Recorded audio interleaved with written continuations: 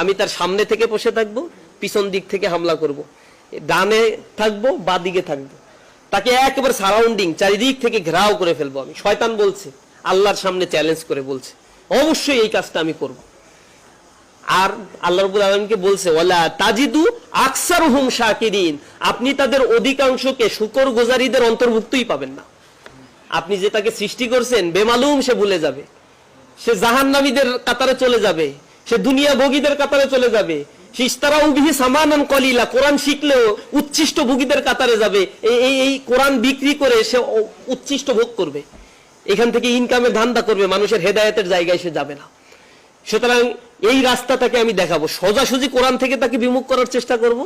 যদি এই জায়গা থেকে বিমুখ করতে না পারি, তাহলে ছদ্মবেশ ধরবো, ছদ্মবেশ ধরে ওই দারুন নদওয়ার বৈঠকে যেরকম ফেরেশতা সেজে গেছিল, দাড়ি টুপি পরে একবার দরবেশ সেজে গেছিল, ওরকম দরবেশ সেজে আসবে, বলবে যে না এটাই ভালো, খানকা দাও, পীরের দরবারে যাও, এই করো, ওই মান্নত করো, আরে ওই জায়গায় যাও না, মায়ের খাওয়া লাগবে, শুধু ইমামতি করো, চুপচাপ বসে থাকো, কত কিছু যে শিখাবে, ওজিফা তেলাওয়াত করা, এইগুলা রাসূলের জীবনী, বিপ্লবী একটি জীবন, এইটা অধ্যয়নের দিকে শয়তান আপনাকে কখনোই নিতে চাইবে না।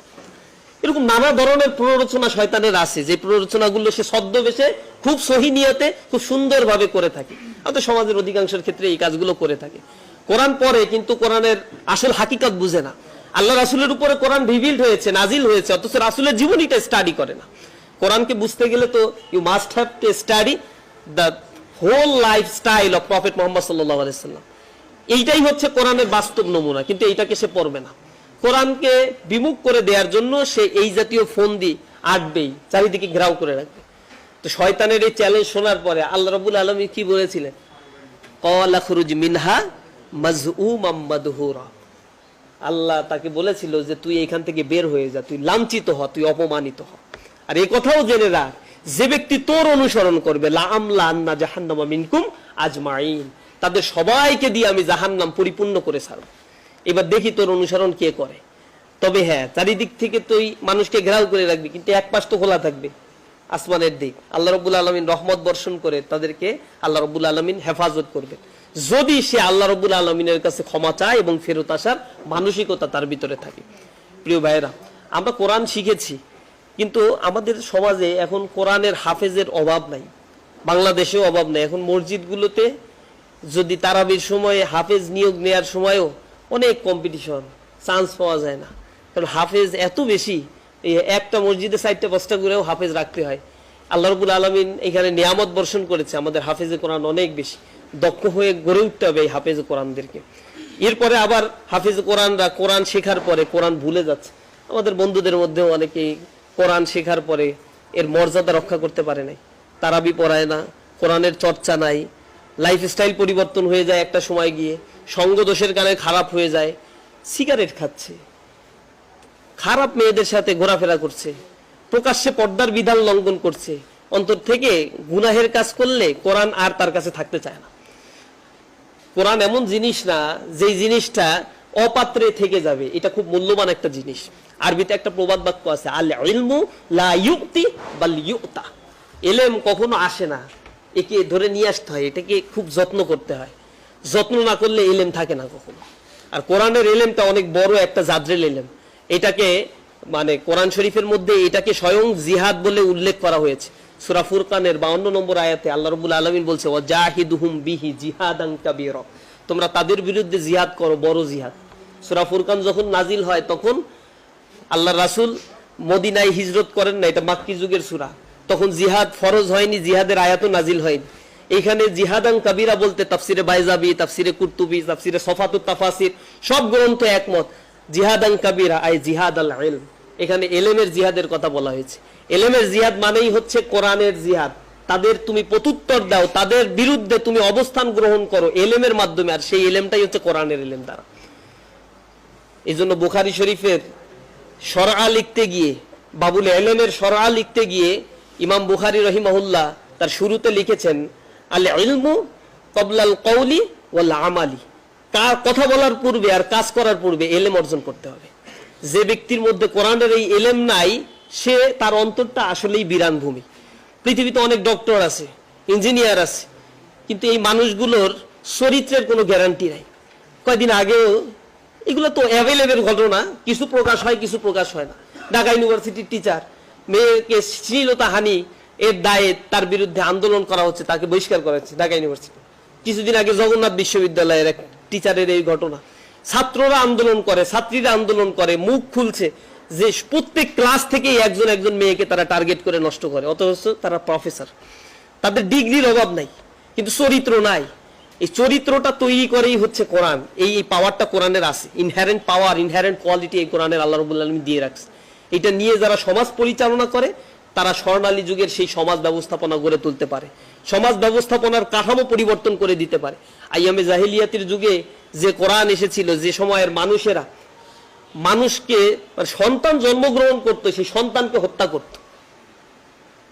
আল্লাহ রাব্বুল আলামিন সূরা তাকবীরের মধ্যে সেখানে রেকর্ড করে রাখছেন, বিআই জাম্বিং কুতিলাত, কি কারণে তাদেরকে তোমরা হত্যা করেছো। সেদিন আল্লাহ সেদিন জিজ্ঞাসা করবে তাদেরকে, তোমাদের অন্তরে কি একটু দয়া নাই? জীবিত একটা সন্তানকে পাথর মেরে হত্যা করে ফেলছো, তোমরা এত নিকৃষ্ট ছিলা। আল্লাহ রাব্বুল আলামিন সেখান থেকে তাদেরকে উদ্ধার করে দিয়েছেন, এই কোরআনের গুণে গুণান্বিত করেছে।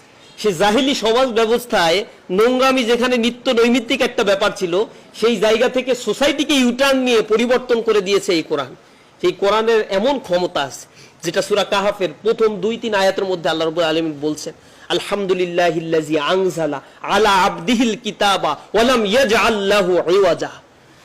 এমন একটা কিতাব তার বান্দার উপরে আল্লাহ রাব্বুল আলামিন নাজিল করেছেন যাতে কোনো বক্রতা তিনি রাখেন নাই। কাইয়িবান লিউনজিরা বা'সান শাদীদাম মিন লাদুন ওয়া ইউবাশশিরুল মুমিনিনা আল্লাযীনা ইয়া'মালুনাস সালিহাতি আন্না লাহুম আজরান হাসানা মাকিসিনা ফীহি আবাদা ওয়া ইউনজিরুল লাযীনা ক্বালু ইত্তাখাযাল্লাহু ওয়ালাদা। কত চমৎকার আল্লাহ বলছেন যে কাইয়িবান লিউনজিরা বা'সান শাদীদা। এটা এত সুদৃঢ় একটা কিতাব যে আল্লাহর রাস্তায় চলতে চায়, হেদায়েতের পথে চলতে চায়, তাদেরকে এই গ্রন্থ হেদায়েতের রাস্তায় দেখায়। এই গ্রন্থ আমাদের কাছে আছে, অন্তরে আমরা ধারণ করেছি। বোধ করি পূর্ববর্তী বক্তারা আপনাদেরকে সেই ব্যাপারে সতর্ক করেছেন। এই কোরআনকে যেমন ধারণ করেছেন, শুধু গড়গড় গড়গড় করে পড়ে গেলে হবে না। সওয়াবের নিয়তে একটা অক্ষর পড়লে হাদিসে আসছে, আলিফ পড়লে সওয়াব আছে, লাম পড়লে সওয়াব আছে, মিম পড়লে সওয়াব আছে। শুধু এই সওয়াবের জন্য কোরআন নাজিল হয় নাই। যদি এই সওয়াবের জন্য নাজিল হইতো, আল্লাহ রাসূলের উপর নাজিল হইতো, আর আল্লাহ রাসূল কাবা গৃহে বসে শুধু কোরআনই তেলাওয়াত করতে পারতেন।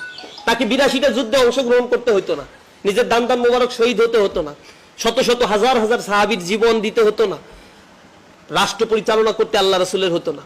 এগুলো করতে হয়েছে আল্লাহ রাসূলকে স্বয়ং। তিনি যদি আপনাকে আপনার আমার আদর্শ হয়ে থাকে, তাহলে ওই আদর্শটাই আমার জীবনে বাস্তবায়ন করাটাই আমাদের জন্য ফরজিয়াত, এটা কর্তব্য।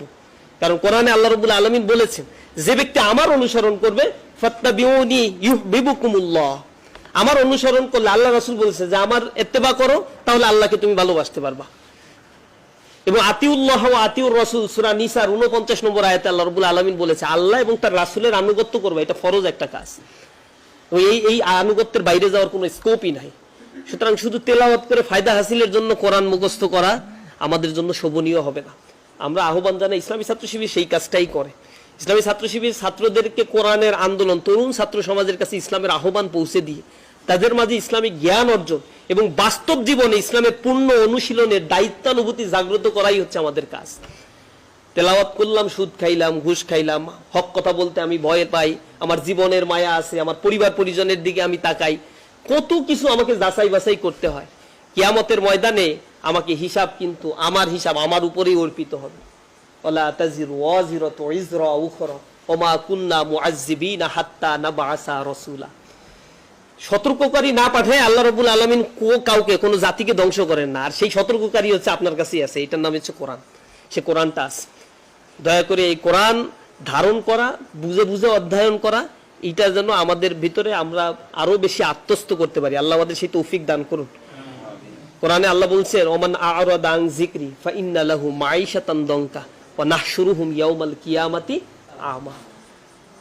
কিছু কিছু মানুষ সেদিন উত্থিত হবে হাসরের ময়দানে, সে হচ্ছে অন্ধ অবস্থায় উত্থিত হবে। ওয়াকালা রাব্বি লিমা হাশারতানি আমা ওয়া ক্বাদ কুনতা বাসীরা। সে বলবে, আল্লাহ ওয়াকাদ কুনতু বাসীরা, আল্লাহ আমি তো অন্ধ ছিলাম না দুনিয়াতে, কিন্তু আমাকে অন্ধ করে উত্থাপন করা হলো কেন? শুরুতেই বলে দিয়েছেন, ওমান আ'রাদা আন যিকরি, যে আমার জিকির থেকে গাফেল হয়ে যায়। তাফসীরে বায়ানের মধ্যে আসছে, আর জিক্রি আই কোরআন, এটা হচ্ছে এমন একটা গ্রন্থ, জিকির বলতে বোঝানো হয়েছে কোরআনকে, যা তারা মানে না। এখানে জিকির বলতে সেটাই ইন্ডিকেট করা হয়েছে। যে ব্যক্তি কোরআন তার সামনে আছে, কোরআনের দাওয়াত সে পেয়েছে, অথচ কোরআন সেক্ষেত্রে মাহরুম হয়ে গিয়েছে, তাকে বলা হয়েছে ওমান আরাদা আন জিক্রি ফা ইন্না লাহু মাঈশাতান দঙ্কা, সে অন্ধ হয়ে উঠবে কিয়ামতের ময়দানে।